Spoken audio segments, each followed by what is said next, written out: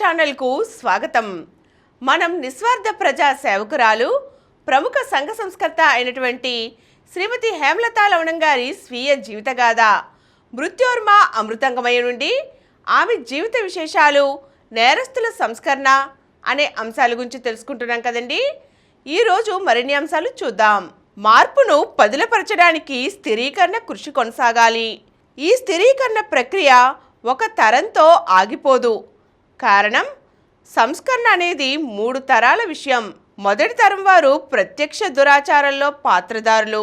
వారి పిల్లలు దురాచారాన్ని, తద్వారా వచ్చే లాభ నష్టాలకు ప్రత్యక్ష సాక్షులు.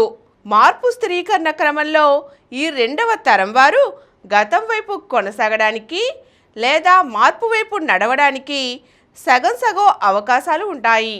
కాబట్టి ఈ సంధితరం మనుషులను సాధారణ జీవన స్రవంతిలో కలిపే ప్రయత్నం తప్పక జరగాలి.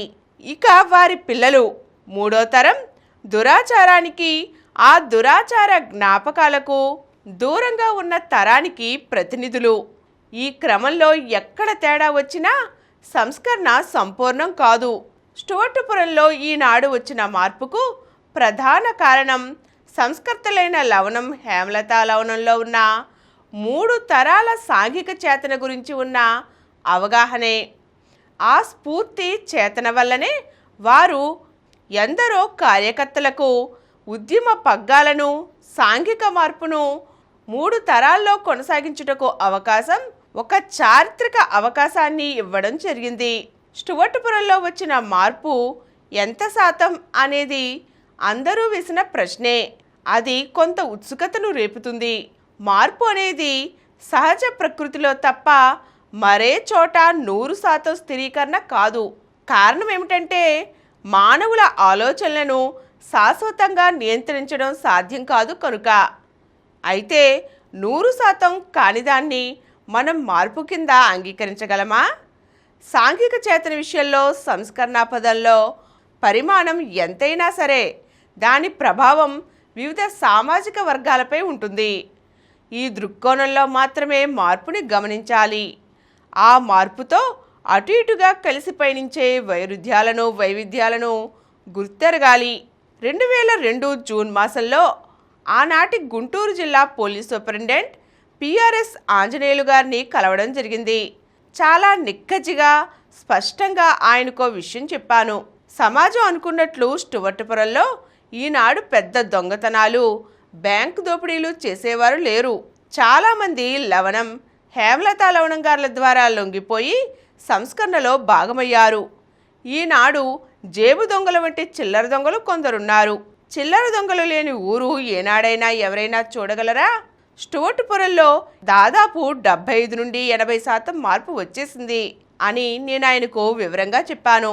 తరువాత ఆ పోలీస్ అధికారి, ఇప్పటికి వచ్చిన మార్పే చాలా గొప్పది, దానికి సంస్కరణను అభినందించాలి అన్నారు.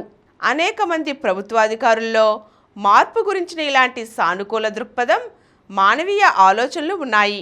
అయితే మిగిలిన సామాజిక వర్గాలలో ఇంకా భయాలు ఎందుకు ఉన్నట్లు?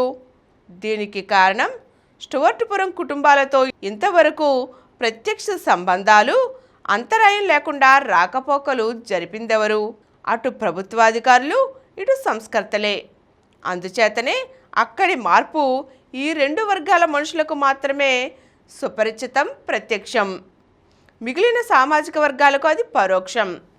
ఈ పరోక్షం ప్రత్యక్షం కావడానికి ముందు ఆ వర్గాలు ఇంత త్వరగా స్టూవర్టుపురం వాసులతో సంబంధాలు జరుపుతారనే దాని మీద కేవలం ఇలాంటి జనజీవన స్రవంతిని మాజీ నేరస్థ కుటుంబాల్లో ఆవిష్కరించే ప్రయత్నమే లవణం దంపతులు సంస్కార సంస్థ ద్వారా కొనసాగుతోంది. వారి కృషికి సంస్కార సంస్థ కార్యకర్తలు సాంఘిక నిగషోపలాలు. ఇక చివరగా 2 విషయాలు. 1, అసలు స్టూవర్టుపురంలో వచ్చిన మార్పుకు సూచికలేమున్నాయి?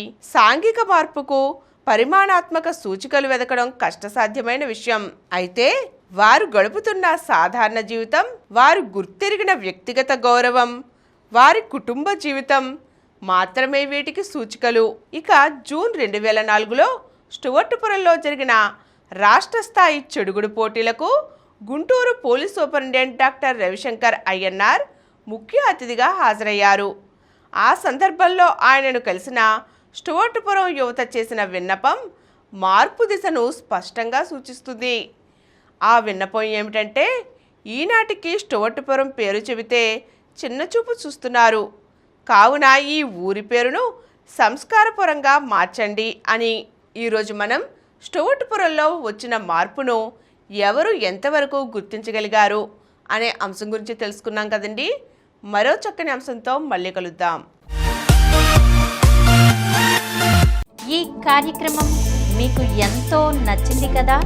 ఇటువంటి మరిన్ని వీడియోల కోసం అనతి కాలంలోనే 20 కోట్లకు పైగా వ్యూస్ సాధించిన సమరం ఛానల్ సమర్పించు యతీష్ సెంటర్ ఛానల్కు సబ్స్క్రైబ్ చేయండి, లైక్ చేయండి, మీ ఫ్రెండ్స్కి షేర్ చేయండి. అలాగే ప్రక్కనున్న గంట సింబల్ని ప్రెస్ చేయడం మర్చిపోకండి.